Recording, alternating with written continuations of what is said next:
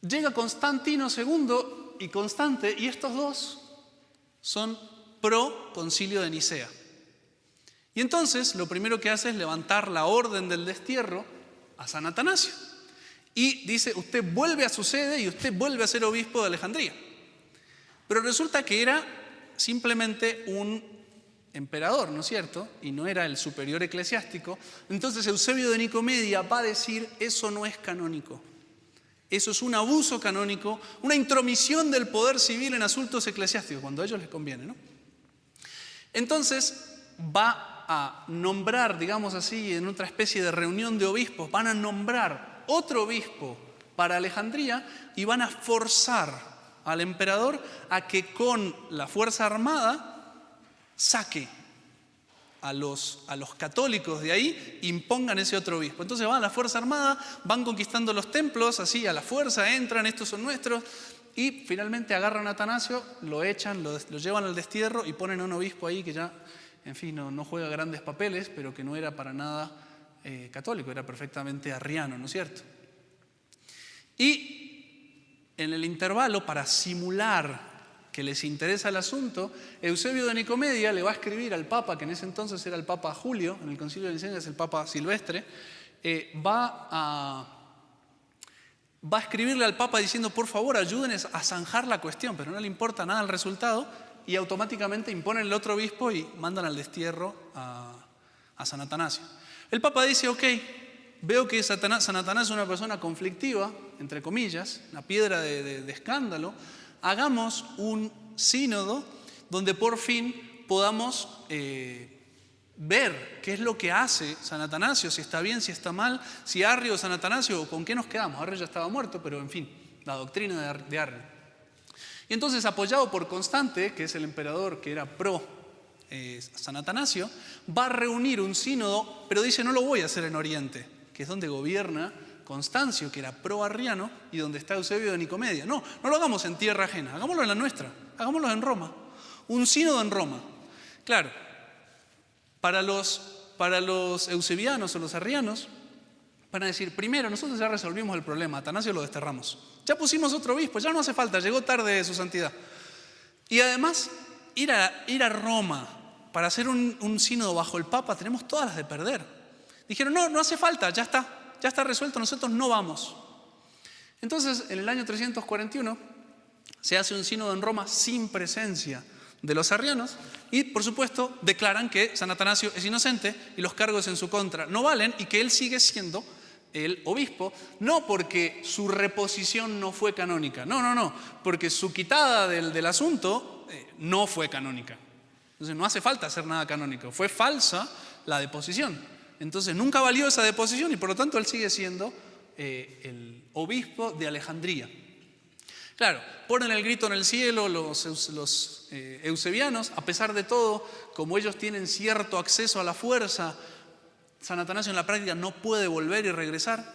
Al Papa entonces Julio se le ocurre decir, bueno, hagamos otro sínodo, hagámoslo ahí al laditico del oriente, para que puedan venir todos los obispos que se sientan un poco más seguros y que todos los obispos del mundo definan de una vez por todas la cuestión de Atanasio. Entonces, el concilio de Sárdica es la actual Sofía, capital de Bulgaria, como dicen unos cómicos argentinos, de las mujeres búlgaras se llaman Davrinka, Svobota, la capital se llama Sofía. En fin, bueno, en ese entonces se llamaba Sárdica, entonces en el año 343 invitan a todos los obispos del mundo y asisten, incluso los obispos arrianos, en un número como de 80, 90, o sea, hay 90 católicos, 80 arrianos, muy semejante, pero el punto central del asunto, que por un lado es el credo de Nicea y por otro el problema de Atanasio, dicen, nosotros no vamos a discutir nada sobre el credo de Nicea si están presentes los obispos, porque estaba San Atanasio ahí, si están presentes los obispos que han sido depuestos de su silla, le vuelven a sacar la cuestión canónica, y que no fueron canónicamente repuestos. Todos esos obispos, nosotros no vamos a participar si están esos obispos presentes. Entonces el Papa trata de mediar y dice, bueno, Pero ¿por qué no volvemos a estudiar el caso? Ustedes traigan las pruebas a favor, nosotros en contra. No, porque eso ya fue resuelto por el sínodo de Tiro, eso fue un sínodo legítimo, lo depusieron. Bueno, pero hay quienes no están de acuerdo con eso, entonces sería bueno que de una vez por todas, ahora que estamos todos reunidos, Occidente y Oriente, lleguemos a una conclusión que sirva para todos. No. El Papa llega hasta decirle, mire, si aceptan volver a juzgar, aunque Atanasio sea inocente, le prometo que incluso inocente no lo dejo volver a la sede de Alejandría si ustedes aceptan juzgar. O sea, lo depone de obispo, aunque lo declaremos inocente. Ni así. No, ese tema ya está resuelto, nosotros nos vamos. Se levantan y se van todos los obispos arrianos, declaran que Julio II era un antipapa, lo deponen de su silla y no sé qué otras cosas dicen por ahí, pero en fin, el concilio de Sárdica sigue adelante y de nuevo ratifica a San Atanasio inocente y es un gran triunfo, digamos así, de la ortodoxia, de la fe católica, porque también renuevan la adhesión al credo de Nicea. Y Constante, que había logrado organizar ese sínodo presionando a Constancio, esos eran hermanos, Constante era menor, como 5 o 6 años que Constancio, y lo presiona porque, ¿qué pasó en el intervalo? Solo para tener contexto, Constancio muere, Constante usurpa, no es que la usurpa, la conquista, digamos así, contra los disturbios que había por ahí, y entonces queda dueño de una enorme parte del imperio con más poder que Constancio. Y por eso lo puede presionar para hacer esto. Constante lo presiona a Constancio para que organizaran entre los dos ese sínodo, el sínodo de Sárdica sobre todo, y Constancio acepta, y después de la resolución del sínodo, Constante vuelve a presionar a Constancio para que acepte que San Atanasio vuelva del destierro, de su segundo destierro. Y Constancio acepta.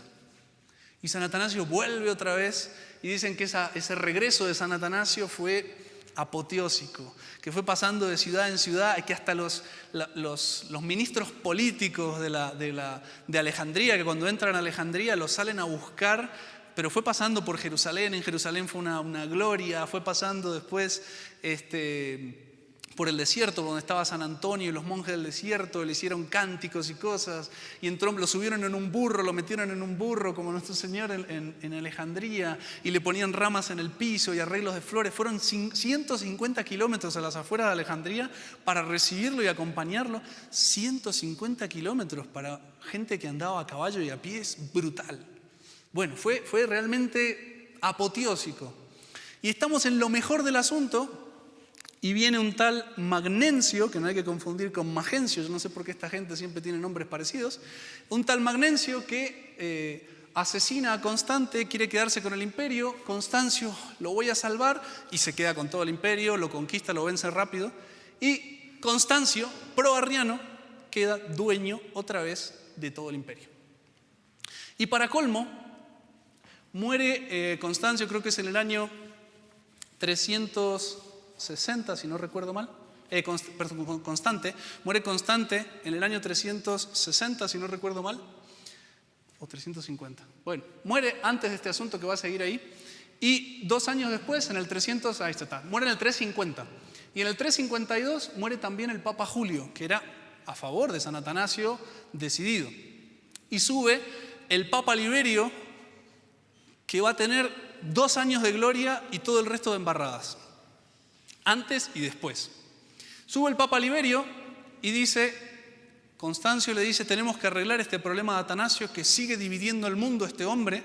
Constancio ya tenía el discurso de Eusebio de Nicomedia, va a seguir siendo también de él su consejero.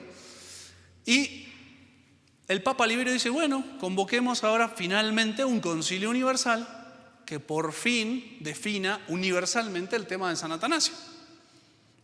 Y entonces va a llamar al concilio de Arles en el año 353 y después otro concilio en Milán, y en los 2 concilios pasa exactamente lo mismo.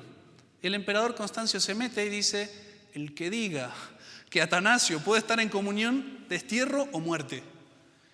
Y evidentemente los hombres ya no eran lo que eran en la época de persecución. Tengan en cuenta que han pasado ya 30 años, más 40 años, desde que se ha dado libertad a la iglesia, Y al haber dado libertad a la iglesia, claro, antes había que ser mártir para ser católico, o estar dispuesto a hacerlo. Y tenían otro temple los cristianos. Cuando se da libertad a la iglesia, y ser católico es fácil y hasta puede estar de moda. Entonces, ya no es tan fácil. Ya no es tan fácil.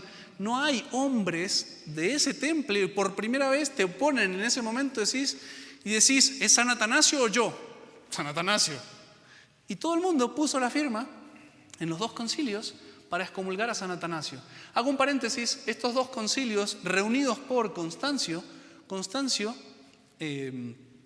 no va a llamar, mentira, sí, no, es en este concilio que no, olvídense. Esos 2 concilios de ahí, entonces, excomulgan a San Atanasio, excomunión a San Atanasio, su primera excomunión, digamos así, oficial, porque aquí fue desterrado, pero todavía se suponía que estaba en la sede, gobernándola desde lejos. Es una cosa medio extraña. Es hasta que no imponen otro obispo por aquí y el segundo destierro que no lo arrancan propiamente de la sede. Pero es una deposición y no fue una excomunión. O sea, usted ya no es obispo de ahí, pero no lo excomulgan. Aquí ya propiamente lo van a excomulgar. Entonces, los 2 concilios renuevan excomunión o inventan excomunión a San Atanasio, que se supone que son concilios ecuménicos citados por el Papa. Y finalmente, tercer destierro, el 9 de febrero de 356. Es bonito, ese destierro es muy particular, porque como es Constancio como emperador el que le tiene rabia a San Atanasio, porque está envenenado con Eusebio de Nicomedia, entonces manda 5.000 soldados, y eso lo cuenta San Atanasio mismo en sus memorias, en uno de los libros que escribe contra los arrianos, le manda 5.000 soldados, que es un ejército brutal, o sea, es como para hacer una guerra. 5.000 soldados, pocos de los antiguos tenían ejércitos así tan grandes. O sea, manda un ejército como para conquistar una ciudad solo para sacar a San Atanasio. Rodean 5.000 soldados la iglesia donde está San Atanasio, reunido con el pueblo y con su clero. Y es hermoso porque San Atanasio, a ver si lo encuentro, San Atanasio mismo va a dar una descripción de lo que pasó ahí. Aquí está. Era de noche y había gente que vigilaba en la iglesia esperando la fiesta del día siguiente. Ese fue el 9 de febrero del 356, en plena Alejandría. El duque sirio apareció de golpe con soldados en número de más de 5.000, con armas y espadas desenvainadas, arcos, flechas, lanzas. Los dispuso ordenadamente en torno a la iglesia para que ninguno de los que salieran pudieran escapar. Yo, que no creía justo en un desorden tan grande abandonar al pueblo, dice, yo me quedo. Y prefería exponerme primero al peligro, me senté en el trono en la sede y ordené al diácono leer el salmo, la misericordia de Dios es grande en los siglos. Misericordias Domini in aeternum cantabo. Le dije al pueblo que respondiera y se armó con toda la iglesia rodeada. El pueblo empieza a cantar salmos en 2 coros, hermosísimo. Y entonces que se fuera cada uno a su casa. El duque derrumba las puertas del templo, se mete los soldados rodeando todo, el pueblo se agolpa alrededor de San Atanasio. Voy a resumir un poco porque el texto es largo. Se agolpa alrededor de San Atanasio y el pueblo dice, San Atanasio, escápese por algún huequito, trate de escapar, nosotros lo empujamos. Y San Atanasio les grita, escápense ustedes, por favor, que como pastor no me perdonaría que una oveja se me perdiera. Y entonces se pone a rezar al Señor, logra que los dejen ir, como Nuestra Señora del Huerto de los Olivos, es muy bonito. Logra, si me buscáis a mí, dejad de ir a estos. Y empiezan a irse y lo empiezan a dejar hasta que una parte del clero no lo quiere abandonar. Se levanta encima y le dice, nosotros no nos vamos, usted se va. Y él dice, oh milagro, caminé por entre las tropas y nadie me vio. Y salí, tenía rodeado 5.000 soldados, salí con la conciencia tranquila de haber salvado al pueblo, de no haberlo abandonado y que el Señor hizo el milagro de que no me tocaran. Claro, milagrazo, era un santo ya bien santo, pero evidentemente con 5.000 soldados no puede quedarse ahí y le toca irse otra vez al destierro, tercer destierro de San Atanasio. En ese destierro, como se escapa sin ser visto, se va a ir al desierto. Recordemos que San Atanasio supuestamente está excomulgado por concilios ecuménicos llamados por el Papa, ¿no es cierto? Va a ser mandado al destierro. Entonces él se escapa, mejor dicho, en el destierro y va al desierto donde están sus amigos los monjes, que está San Antonio Abad ahí, paréntesis, ahí San Antonio Abad, la biografía de San Antonio Abad la escribe San Atanasio, está muy bonito. Bien, entonces se va al desierto y vive con los monjes, la vida de los monjes, no se queda sin hacer nada, empieza a escribir cartas para seguir apoyando a la iglesia de Alejandría, que tiene un usurpador, no se olviden. Hay un otro obispo que está por ahí reclamando sus derechos, entre comillas, y empieza a escribir libros donde describe toda la historia de los arrianos, de la herejía arriana y compañía y demás. Entonces, en ese destierro, claro, después de la resolución del concilio, que fue totalmente forzada por Constancio, Constancio va al Papa Liberio y le dice: usted también tiene que firmar. Y ahí tenemos los 2 añitos de gloria del Papa Liberio. Yo no firmo nada. Lo manda a llamar a Milán y le dice: pero ¿cómo puede ser? Si todo el concilio condenó a Atanasio, ¿por qué usted no firma? Lo condenó sin escucharlo. De hecho, San Atanasio, cuando ve que estos concilios están manipulados, no asiste a esos concilios. Lo condenó sin escucharlo. ¿Quién, como le dice por ahí, acaso nuestra ley condena a alguien sin oírlo? Y cuando se da cuenta que no va a conseguir nada, lo manda al destierro también al Papa Liberio. Y lo va a mandar al destierro por 2 años y va a tener una persona al lado, de hecho va a tener un obispo arriano por ahí cerca que le insiste todo el tiempo que firme, que firme, que firme, que firme. En eso me salto una parte y ahí vuelvo. El emperador Constancio dice: bueno, ya me saqué a San Atanasio de encima, la bendita piedra de tropiezo, ahora lo que necesito es finalmente la unidad doctrinal del imperio en la herejía arriana. Entonces va a llamar un concilio, otra vez supuestamente universal, el concilio de Seleucia Rímini, que son 2 ciudades distintas, porque la idea de él es que todos los que son de Occidente se agrupen en Rímini y todos los obispos que son de Oriente se junten en Seleucia. Y entonces, para preparar ese concilio, en Sirmio, una ciudad, hacen una fórmula de fe, un nuevo credo, que va a ser semi-arriano. Ahora explico después qué significa semi-arriano. Como una fórmula un poquito más ambigua, que sonara mejor y que fuera más fácilmente aceptada por los obispos del mundo entero. Como ya había presionado tanto con este tema de Arles y de Milán, y se había visto que con un poquito de presión se volvían dóciles, él no tiene miedo de que finalmente, porque esto fue simplemente para excomulgar a Atanasio. Y aquí ya lo que quiere es la fórmula de fe. Entonces presenta a los 2 lugares por separado la fórmula de fe de Sirmio y les pide que la firmen. En el Oriente no fue tan complicado a simple vista, aunque en el Oriente va a estar San Hilario de Poitiers, que es contemporáneo, amigo y defensor de San Atanasio. De hecho, cuando fueron estos sínodos acá, hubo también otro sínodo en Béziers, en el sur de Francia, y San Hilario de Poitiers dice: no podemos excomulgarlo, eso está mal, no sé cuánto, se planta y pues lo destierran a él. Y lo destierran en esta zona cerca de Seleucia. Entonces, está precisamente metido en ese sínodo que la parte oriental, repito, que siempre ha sido la parte más arriana, se mete él, supremamente católico, en el medio de casi todos arrianos. Y valiente como era, se planta y les dice: no, ustedes no pueden hacer esto, no pueden hacer lo otro. Y cuando le echan en cara que el credo que le están proponiendo se puede entender a su manera y también se puede entender de la otra, él dice: eso es callar la verdad. Cuando se ataca a su amo, a un esclavo, por malo que sea, lo defiende. Y si no lo puede defender, lo venga.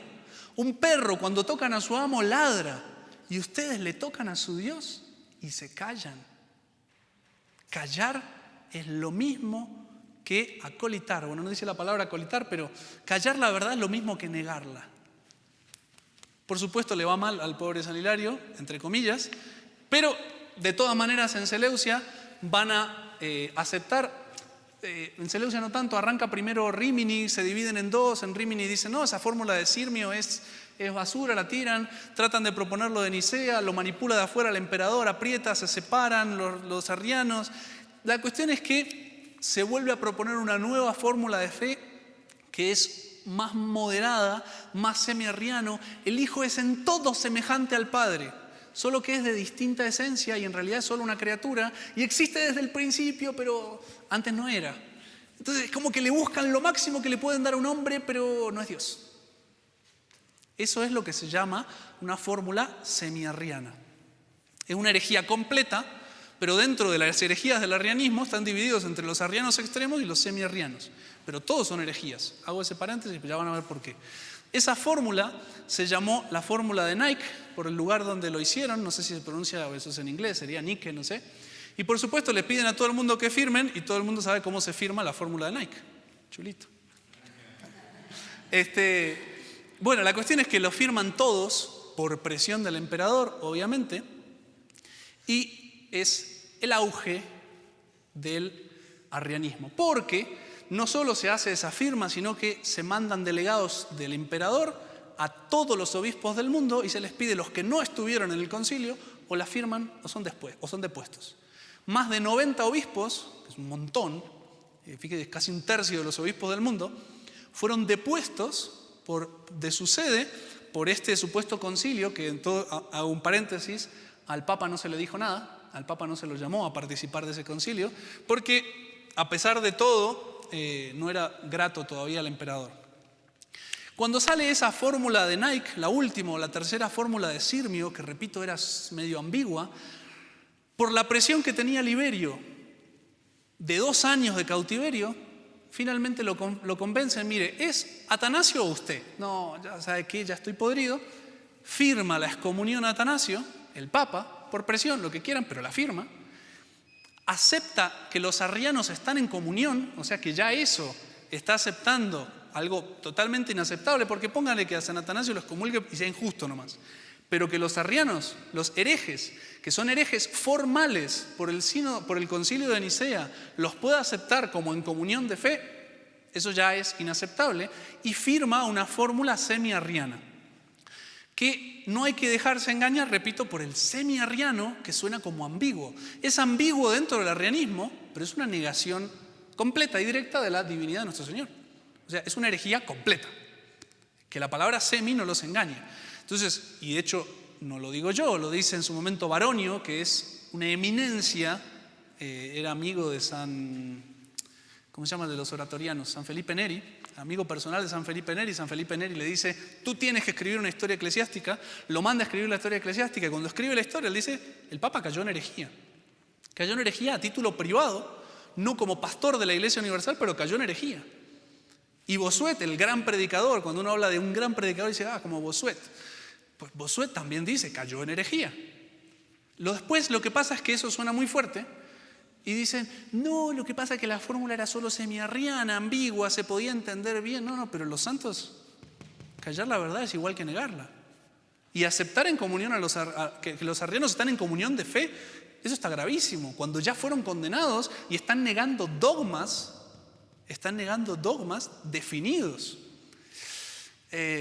Grave, y con excomunión a San Atanasio porque era la piedra en el medio. Paréntesis, a San Atanasio le importó un pepino. San Atanasio siguió en el desierto, escribiendo cartas a su diócesis, siguió celebrando los sacramentos, haciendo visitas furtivas para dar sacramentos de la confirmación, etc., ordenando obispos para reemplazar a los obispos arrianos, porque precisamente en este momento es que 90 obispos católicos que se niegan a firmar la profesión de fe son depuestos de sus sedes y en su lugar se ponen obispos arrianos. Y San Atanasio, excomulgado, fue en este momento por el Papa, documento oficial, bajo presión, lo que quieran, pero eso lo sabemos hoy. Antes llegaba el documento de excomunión y punto, y vaya usted a averigüe. ¿Dónde averigua si no hay internet? ¿A quién le pregunta? ¿Qué sé yo? Excomulgado, San Atanasio fue recorriendo las diócesis donde veía un obispo arriano buscaba al mejor de los sacerdotes, que estaban apartados fuera de las iglesias, que estaban como parias, como leprosos afuera de las iglesias, no se lo dejaban entrar. Buscaba al mejor, al más firme, y lo consagraba obispo, aunque no fuera su jurisdicción. ¿Por qué? Por la salvación de las almas. Y primero, no era su jurisdicción, aunque sí lo hizo también en su jurisdicción, entre comillas, porque el patriarcado de Alejandría no es que fuera superior a los demás, era un primus inter pares, no es que tenía jurisdicción sobre todos los de abajo, no eran sus diócesis, eran diócesis ajenas, y él estaba en ese momento excomulgado, entre comillas, no solo por los sínodos, sino por el mismo Papa que finalmente firma. Él está en ese momento excomulgado, recorre, consagra obispos, reemplaza, hace lo que tiene que hacer un pastor cuando las almas están en peligro, que ponerse a preocupar del tema canónico cuando todas las almas están sueltas a los lobos es una estupidez grave. En este momento, y a eso corresponde la frase de San Jerónimo es posterior, ¿no es cierto? Pero esa frase de San Jerónimo se refiere a este momento. El mundo gimió y crujió y se despertó arriano. Todo el mundo, todos los obispos del mundo, de repente, habían firmado una fórmula de fe arriana. Y los que no la habían firmado eran depuestos de su sede y el principal defensor de todo, excomulgado. No hace falta hacer grandes comparaciones para entender de qué estamos hablando. Bien, San Atanasio recorre, busca, hace lo que puede, junta a los obispos, ordena obispos, se consagra obispos en su lugar, les dice esas frases para animar. Ellos tienen las iglesias, los templos, ustedes tienen la fe, y la fe vale más. ¿Qué vale más? ¿Las iglesias que se hicieron para la fe o la fe que construyó esos templos? Bueno, y frases todas por el estilo. Bien, resulta que Constancio muere poco tiempo después y cambia el emperador, cambian los vientos. Viene Juliano el Apóstata. Juliano el Apóstata le importaba un comino, arrianismo o no arrianismo. Pues era pariente de Constantino, y dentro de ese problema había sido educado en la religión católica y no le gustaba para nada. De hecho, quería que le arrancaran el bautismo y cuando le dijeron que no se podía, se enojó. Le dijeron que inventaran un rito para sacarle el bautismo. Quería hacer renacer el paganismo. Y entonces, divide y reinarás. Dice, lo que más me va a servir para destruir a los católicos es traer a Atanasio, que está en contra de todos los que gobiernan. Entonces, vuelve del destierro San Atanasio, en el año 360, vuelve del destierro y empieza a predicar y empieza a convencer, porque la diócesis de Alejandría, los fieles de Alejandría, pues por la fuerza les pusieron un nuevo obispo, pero eran fieles a San Atanasio. Eran fieles, estaban fuera y muy poquitos iban a los templos, porque los templos se habían vaciado con los locos estos. San Atanasio va a decir que esos 90 obispos que depusieron para volver a reemplazar esa diócesis por obispos arrianos, ya ni siquiera les importaba que fueran arrianos con tal de que no fueran católicos. Y con tal de que no fueran católicos y pagaran suficiente oro, es testimonio de San Atanasio, si pagaban suficiente oro se le daba la sede, sin importar incluso si eran paganos. O sea, imagínense el estado en el que estaba el asunto. Pero en ese contexto vuelve San Atanasio y empieza a predicar en su sede otra vez, pues no lo dejan entrar adentro de la iglesia, pero en el lugar empieza a predicar y empieza a convencer a las gentes y todo el mundo se coagula a él porque es un santo, un orador, una referencia, porque nunca había cambiado de parecer. Fíjense que los otros obispos estaban un día acá, un día allá, según de dónde soplara el viento. Muy pocos eran los que habían sido firmes y habían mantenido en la doctrina. San Atanasio era el que se había mantenido en la doctrina, había estado junto a Alejandro ya desde el concilio de Nicea, había vivido en el tiempo de la persecución a pesar de todo. Bueno, pues realmente era un hombre de referencia, además una santidad de vida, se conocía el milagro con el que había salido de la iglesia en su momento, que le mandaron los 5.000 soldados, o sea, tenía una fama de santidad enorme, y todos los monjes del desierto, que tenían una fama de santidad gigante, San Antonio Abad se acercaba y los demonios corrían, literalmente con su presencia expulsaba demonios. San Antonio Abad muchas veces se salía del desierto y se metía a Alejandría y gritaba por las calles que no tenían que unirse a las profesiones de fe arrianas, sino que San Atanasio era el único que tenía la verdad, literal. Era el único que tenía la verdad, lo predicaba por las calles. Y ese hombre que era un santo y que espantaba a los demonios apoyaba a San Atanasio. Y San Atanasio decía que era santo. Tenía una fama increíble. De hecho, van a decir que es el Papa de Alejandría, San Atanasio. No porque estuviera reemplazando al Papa, pero en fin. ¿Qué pasa? Empieza a convertir a todo el mundo y empieza a generar la unidad que era lo contrario de lo que quería Juliano el Apóstata. Y para colmo, muchos de los que eran todavía paganos se convierten al cristianismo. Entre esos, grandes señoras de la nobleza, grandes griegas paganas distinguidas se convierten. Juliano el Apóstata explota, dice: este hombre no me lo aguanto, lo manda expulsar y desterrar otra vez del imperio. En el 362 lo destierra, cuarto destierro del pobre San Atanasio. Muere al año siguiente Juliano el Apóstata y entonces, de repente, se acaba otra vez el perseguidor. Bueno, no me quiero meter demasiado en historia, esto solo para cerrarles el tema del arrianismo. Se sucede en el gobierno peleas no sé cuánto, quedan finalmente Valentiniano y Valente, otra vez siempre se llaman así, son hermanos. Yo no sé, los papás no tenían inventiva. Es como, este Valente, el hermano Valentiniano, el hermano Valentiniano. Ya. Y además, ¿Valen? ¿Qué? ¿Dos qué? ¿A quién, papá? ¿A quién de los dos? No, Valente. Ah. No sé cómo hacían en la casa. En fin, se llamaban por el apellido, seguro. Bueno. Valentiniano, que queda otra vez en el occidente, Valente queda en el oriente otra vez, el oriente otra vez queda el arriano, y en oriente queda el que está a favor de Nicea, el católico. Resulta que Valente se vuelve arriano, pero duro. Entonces, nada de que semejante la sustancia del Hijo al Padre, nada, ni semejante ni nada. Está más cerca de Fotino que de ningún otro. O sea, el Hijo no es Dios, pero ni siquiera es parecido a Dios. Es un hombre muy santo, punto. Y el que diga lo contrario, todo el poder de la ley. ¿Qué pasa? Se vuelve tan duro como arriano que los semi-arrianos empiezan a querer convertirse al catolicismo. Por un lado los persiguen de un lado y por el otro lado San Atanasio empieza a hacer una especie de apología para la conversión y les promete a los obispos que hayan firmado bajo presión que se los va a perdonar y se los va a conservar en su sede. De hecho, se reúnen en un sínodo en Alejandría, el sínodo de los confesores, le llaman así. Eran solo 20 obispos, pero los únicos 20 obispos que no habían firmado nada. Se reúnen esos 20, ese sínodo define las reglas para recibir en Alejandría a los obispos que habían firmado bajo presión, y los que habían firmado por convicción se los perdonaba, se los recibía en la iglesia, pero reducidos al estado laico. Lo siento, pero usted ya no es más obispo. Usted, como laico, sin sotana, por favor.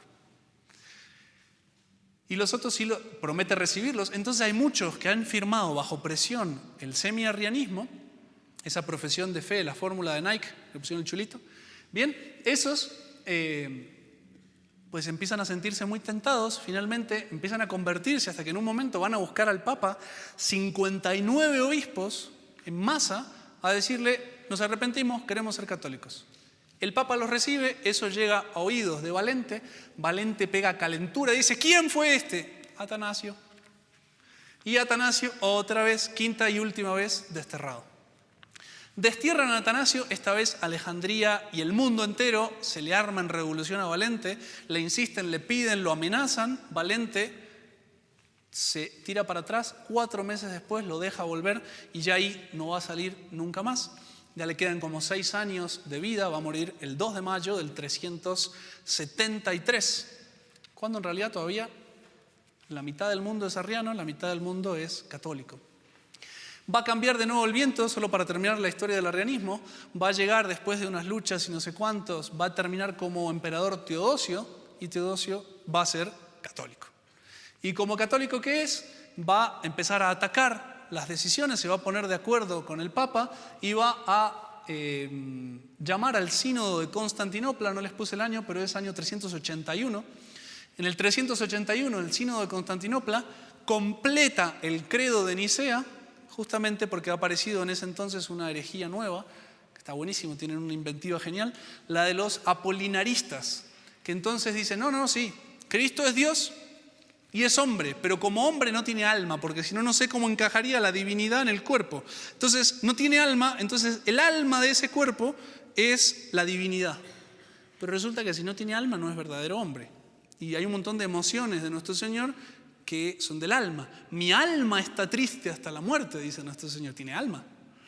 Pero bueno, sale esa herejía que termina negando en el fondo la humanidad pensando que no la niega, y entonces contra esa humanidad agregan la parte del credo que es de la encarnación y de la verdadera humanidad de nuestro Señor. No me voy a meter en ese tema, pero ese es el credo que finalmente nos quedó desde entonces, desde el siglo IV hasta ahora en la Santa Misa. Entonces, esto, para que tengan una idea que ese credo que rezamos en la misa está regado de sangre por todos lados. Ese credo que rezamos en la misa le costó 5 destierros a San Atanasio y hay un montón de otros, porque en el medio está San Hilario de Poitiers, San Basilio Magno, San Gregorio Nazanceno, San Gregorio de Niza, San Eusebio de Samosata, montones, que no son la cantidad de los que fueron arrianos, porque fue la enormidad del episcopado, y todos esos montones que hoy son todos santos, todos esos montones pues estaban excomulgados, desterrados y haciendo su apostolado en la ilegalidad. Y hoy son todos santos, hoy están todos en el altar. Pero para que sepan, ese credo que rezamos está regado de sangre. Ese credo tenemos que nosotros también estar dispuestos a guardarlo con nuestra sangre.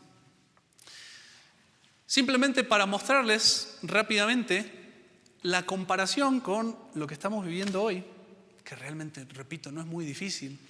O sea, así como el arrianismo es la negación de que Cristo es Dios, realmente el modernismo como tal, y lo muestra claramente San Pío X en su encíclica Pascendi, cuando lo condena, el modernismo es la negación de la divinidad de nuestro Señor. No es Dios. Y porque no es Dios, pues puede haber otras opciones de salvación. Porque no es Dios, entonces puede haber otras iglesias. Porque no es Dios, no tengo derecho a adorarlo. Y entonces el modernista distingue, entre comillas, el Cristo de la historia y el Cristo de la fe. El Cristo de la historia es lo que realmente ocurrió, entre comillas, realmente. Y el Cristo de la fe es lo que nosotros creemos, pero es una fábula en realidad. Pero es una fábula que es verdad, supuestamente. Es una fábula que fue hecho porque Cristo, yo les explico qué fue lo que pasó en versión modernista. Cristo existió, fue un hombre que arrastró multitudes, tenía dones, pero fue un hombre. Pero lo que pasa es que hubo fanáticos de él, conmovió la muchedumbre, predicó una doctrina interesante y eso pasando de boca en boca se fue creando el mito. Uno le fue agregando una cosa, otro otra y entonces pasaron 300 años y recién ahí se nos ocurrió escribir el Evangelio de San Juan, que le pusieron de San Juan, pero en realidad no fue San Juan estaba muerto. Fue la comunidad de San Juan la que escribió ese Evangelio que fue creciendo. Y entonces esa experiencia de la fe es el Cristo de la fe. Milagros, el Cristo de la historia no puede hacer milagros porque la ciencia demuestra que no se pueden hacer milagros. Los milagros son contra las leyes de la ciencia modernista, ¿no es cierto? Entonces, cuando se habla de milagros ya estamos hablando de la experiencia de la fe. Y eso es verdad, sí, en el orden de la fe es verdad. Pero si nos ponemos en históricos y cientificistas, eso no es verdad. Y eso es el modernismo. Y eso no piensen en un Papa Francisco. Eso es Benedicto XVI entero. O sea, Benedicto XVI en sus sermones al público predica el Cristo de la fe. No, Cristo resucitó, no sé cuánto. En sus escritos teológicos, cuando era Ratzinger, pero nunca lo retractó, él dice, tal vez Cristo no resucitó, Si nos preocupamos del Cristo de la historia, es posible que no haya resucitado. Que la resurrección sea realmente la concepción teológica de la experiencia de los primeros cristianos, que Cristo todavía vive entre nosotros. Murió, pero estamos tan tristes, lo extrañamos tanto, nos agarramos de la mano que Cristo está entre nosotros. Sí, resucitó, aleluya, hermano. No, o resucitó o no resucitó. Pero él distingue perfectamente, claro, en sus obras de vulgarización no lo hace, porque ese es el Cristo de la fe, porque estoy hablando a los que tenemos fe. Pero cuando le hablo en profundidad teológica, entre comillas, en realidad histórica, o cuando le hablo a alguien que no tiene fe, pues hablemos de lo que ellos comprenden, que es el Cristo histórico. Y en realidad, lo que le va a decir un modernista, no importa si Cristo resucitó o no resucitó. La experiencia de los cristianos es lo que importa. Y tenemos que revivir esa experiencia. O sea, seamos tan tan bobos como los primeros cristianos, que entonces nos imaginemos que Cristo resucitó cuando en realidad se pudrió en el sepulcro. El padre Lineros, que en fin, colgó la sotana, pero enseñaba en el seminario diciendo, miren, no sea idiota, Cristo se pudrió en el sepulcro, hay que desmitificar la fe. Pero después se paraba en el púlpito y no predicaba otra cosa. Hasta que en un momento dijo, basta, ¿por qué tenemos que tener esta doble cara? Que frente a los unos somos una cosa, pues porque son niños chiquitos, no entienden tanto, digámosle sí, que Cristo resucitó, sí. Pero si me preguntan en realidad, y pues esa es la razón de que todo el que va a hacer un estudio en profundidad a Roma pierde la fe. Es así, todo el que entra en un seminario de verdad, entre comillas, pierde la fe. Bien, el modernismo realmente se resume en que Cristo no es Dios, Cristo es opcional, la iglesia es opcional porque Cristo no es Dios. Ese modernismo realmente procuró cambiar la iglesia desde adentro, porque eso es una de las cosas que se ve claramente en el arrianismo. Porque podrían haberse ido, haber hecho otra secta y punto. No. Nos quedamos adentro, nos hacemos los bobos, incluso después de Nicea, no ataquemos directamente a Nicea, pero saquemos a los opositores y lleguemos de nuevo a imponer nuestra doctrina. Desde adentro, quieren cambiar esa iglesia, no inventarse otra. Y eso es exactamente igual con el modernismo. Y lo va a decir San Pío X, que antes los enemigos estaban por fuera. Lo grave de esta herejía es que están por dentro y que quieren permanecer dentro. Y también el modernismo va a ser condenado por San Pío X. Y va a ser condenado solemnemente, descrito con una radiografía impresionante. Y no solo va a ser condenado solemnemente, sino que San Pío X va a ser al mismo tiempo el Papa Silvestre y Constantino. Va a cortar cabezas a todos lados, va a obligar a todo aquel que tenga un puesto de autoridad, que tiene que hacer el juramento antimodernista, lo tiene que hacer o queda depuesto de su sede, lo tiene que hacer o no puede ser profesor de seminario, lo tiene que hacer o no puede ser nombrado obispo. Juramento antimodernista, que es la condena de todos los errores del modernismo en sentencias. Y el que no lo hizo, chao, lo sacó. Y depuso de cargos supremamente importantes a un montón de gente precisamente porque eran modernistas. Si ustedes buscan en Wikipedia, siempre me río, San Pío X es el que destruyó el modernismo. Y hasta Wikipedia lo dice. Pero resulta que los modernistas se quedaron adentro, agacharon falsamente la cabeza, falsas conversiones como la de Eusebio de Nicomedia, no sé qué, como la de Arrio frente a Constantino. Ay, no, sí yo creo, pero a mí me han tratado mal, no me entienden, no me comprenden. Yo, bueno, la autoridad, sí, pero tenemos que buscar la unidad, la caridad. Y en el fondo es una estrategia que lo único que están pensando es pasar desapercibidos, escalar, y para poder escalar, eliminar a los adversarios. O sea, aprovechan la estupidez de las cabezas para luchar contra los opositores de verdad con calumnias. Eso es el modernismo puro y duro. De hecho, eso va a pasar incluso bajo los periodos de Pío XI y compañía. Pío XI fue, con su perdón de Pío XI, pero fue muy ingenuo. Se dejó manipular por los modernistas.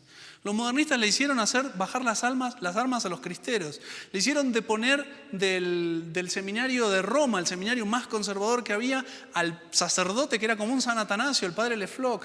Le hicieron destruir el movimiento de la... ¿Cómo se llama el movimiento de Francia?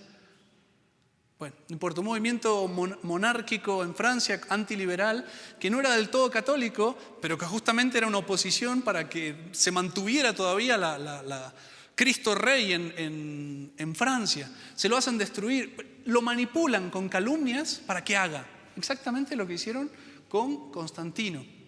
Calumnias y falsas conversiones. Van a llegar finalmente a un falso concilio, hay que decirlo, porque en esa época, vaya y decirle, no, en conciliábulo de Tiro. Eso lo sabemos hoy, que somos historiadores y tenemos acceso a todo. En ese entonces era el concilio de Tiro, y punto. Y en el concilio de Tiro, pues resulta que Arrio es bueno, resulta que su doctrina es ortodoxa, resulta que se levanta su excomunión y que se destierra a San Atanasio. O sea, fíjense que puede pasar. Y ha pasado en la historia, falsos concilios. ¿Cuándo se enteran? Y cuando llegan los siguientes y se acomodan las cosas, cuando la historia habla después del tiempo. Y de hecho, ¿cómo llegamos a que esto era un falso concilio? Por los escritos de San Atanasio. San Atanasio escribe y narra cómo fueron todos los hechos de esos concilios cuando estaba en el desierto desterrado por tercera vez. Qué interesante, ¿no? Qué interesante. Arrio recibido en triunfo. Todos los obispos del mundo llegan a afirmar una herejía, porque no es otra cosa. Ay, no, semi-arriano, ay, no, ni siquiera, no. Es una herejía completa. Dentro del arrianismo es semi, pero dentro de lo que son herejías es completa. Cristo no es Dios, punto. Fíjense que puede pasar. Fíjense que también le sacan el argumento de legitimidad canónica. No, porque usted fue depuesto legítimamente, no puede volver a su sede. ¿Quién lo...? Bobadas. Esto es una guerra entre ustedes y nosotros. No se tapen, no se disimulen. ¿Por qué aprovechan eso? Porque la autoridad es ingenua. La autoridad es ingenua y se tiran unos contra otros. Pero los dos bandos saben perfectamente. Atanasio sabe perfectamente que eso es contra él porque él es católico. Y los otros saben que eso es así. Saben que San Atanasio es la piedra en el zapato y que cuando lo quiten van a poder imponer su doctrina en el mundo. Es así, punto. ¿Quién lo sabe? Los que luchan. En el medio hay un montón de gente ingenua que a veces se vuelca para un lado, a veces para el otro. ¡Ah! San Atanasio es comulgado. ¡Ay, no puede ser! Otro dice, no, San Atanasio es un santo. No, el otro que es un impostor, no sé cuánto. Y la gente se va para un lado, para el otro. Y eso pasa incluso con la autoridad. Incluso con la autoridad. Falsas excomuniones. Y sobre todo, no solo falsas por concilio, falsas por el mismo Papa. O sea, verdadera excomunión injusta que no obliga. Una excomunión injusta es una ley que no obliga en conciencia. Lex mala, lex nuna. Esto no hay infalibilidad para los actos de gobierno del Papa. Lean la historia y se van a dar cuenta. La infalibilidad es para la doctrina enseñada como magisterio al mundo. La embarra y excomulga a San Atanasio y como doctor privado firma una herejía. Porque no enseña eso como magisterio, sino que lo hace simplemente para salir del paso. Pero la firma. Un papa puede caer en herejía a título personal, a título de teólogo personal. Lean la historia, puede pasar, herejía completa. No se dejen engañar con el semi-arrianismo. ¿Qué ha pasado? Sin entrar en si es hereje formal o es hereje material, las cosas que se afirman hoy en día son herejías. Y otra vez, el modernismo tiene una condena gigante y un resurgir. Después, cuando logran llegar a la autoridad y manipular el gobierno, pues empiezan a gobernar y empiezan a imponer lo suyo en el mundo entero y el mundo gimió y crujió y se despertó modernista. Es lo que tenemos hoy en día. ¿Qué obispo hay? Repito lo que decíamos en el sermón el otro día. ¿Qué obispo hay hoy en día que se oponga a la profanación del Santísimo Sacramento con la comunión en la mano? ¿Qué obispo hay? No hay. Si hay uno en el mundo, fuera de la fraternidad, es mucho. ¿Qué obispo hay? Y eso no es grave. Eso no es tan grave como la negación de la divinidad de nuestro Señor. Porque si Cristo es Dios y está en cada partícula, no tengo que adorar cada partícula. No tengo que respetar cada partícula. Sí, es tan grave como eso. Es tan grave y complicado como eso. Los papas pueden hacer cosas malas, pueden promover las herejías, pueden incluso firmar, no en cuanto a autoridad que enseña, sino como error privado, pueden firmar herejías. Y en ese caso, lo que dice San Hilario es muy lefebrista. Callar la verdad equivale a negarla. Si fuéramos perros y atacan a nuestro amo, ladramos y saltamos y mordemos. Si eso lo hace un perro, nosotros cuando atacan a nuestro Dios no vamos a quedar callados. Cuando niegan su divinidad, cuando niegan la presencia real, cuando atacan a nuestra madre, porque eso fue la negación de la mediación universal, la negación de la corredención. Eso es atacar a la Virgen por el ecumenismo y explícitamente declarado. No vamos a quedar callados. Por miedo a que nos ataquen, a que nos pongan una etiqueta. Pues gracias a Dios, ni siquiera nos amenazan con el destierro. Son puras falsas excomuniones, puras etiquetas de cismático que nos importan muy poco porque son injustas y son falsas. Si hubiera ya un presidente que te destierra, uno lo piensa dos veces. Pero ni siquiera, la tenemos mucho más fácil en ese sentido que ellos, porque no está el poder político mezclado así, pero en otro sentido la tenemos mucho más difícil. Porque el Papa Liberio fue una firma. Fue un papa, una firma, que parece que moralmente lo destrozó porque después ya no hizo más nada. De hecho, no aparece más en la historia, aunque vivió todavía 2 o 3 años más. Pero nosotros tuvimos ¿cuántos papas? Verdaderos papas, sí, más grave todavía. ¿Cuántos papas que han favorecido la herejía, que persiguen a los que quieren mantener la fe y que, pues como ahora, pretenden excomulgar a los que luchan por mantener la fe? No nos engañemos, esto no es una cuestión canónica. No es, ay no, que no se puede porque Pío XII lo puso. No es una cuestión canónica. Esto es una lucha seria entre modernismo y tradición, punto. Y los verdaderos modernistas lo saben, como el cardenal Fernández, y los verdaderos conservadores y tradicionales lo saben. Esto es personal, entre comillas personal. Personal como San Atanasio, no era por la persona de San Atanasio. Era porque San Atanasio era la encarnación concreta, la oposición, la cabeza de la oposición a la doctrina falsa de los arrianos. Era la encarnación de la ortodoxia. Por eso es personal contra nosotros. Por eso todo el mundo es bienvenido en Roma, menos nosotros. ¿Por qué? Porque es personal. O sea, ustedes son los que encabezan, no son los únicos, no, pero son la cabeza del movimiento antimodernista. Lo son, necesariamente lo son. ¿Por qué? Porque además son los únicos que se animan a consagrar obispos. De hecho, es muy bonito. Este libro está escrito por el padre Sáenz. Tengo aquí una fotocopia, solo saqué la parte del arrianismo, que es sobre todo en lo que me baso. Pero el padre Sáenz fue la cabeza de los Ecclesia Dei, de lo que llamamos línea media en Argentina. Y es muy delicado para escribir y trata de no escribir nada que pueda llegar a aplicarse a la situación actual. Pero se le escapa a veces la pluma. Y dice precisamente que toda restauración, dice, estoy convencido, y habla a título personal, estoy convencido que toda restauración comienza por la multiplicación de los obispos verdaderamente católicos. Por su palabra lo tomo, padre Sáenz. Tanta referencia para los Ecclesia Dei. Por su palabra lo tomo. No es posible una restauración del mundo. Y no lo fue ni en la época de San Atanasio posible, ni lo es hoy, sino es por una pléyade, esa es la palabra que usa, por una pléyade de obispos verdaderamente católicos. Pienso realmente que San Atanasio era lefebrista y que si resucitara hoy estaría en las primeras filas de estas bancas, o aquí arriba.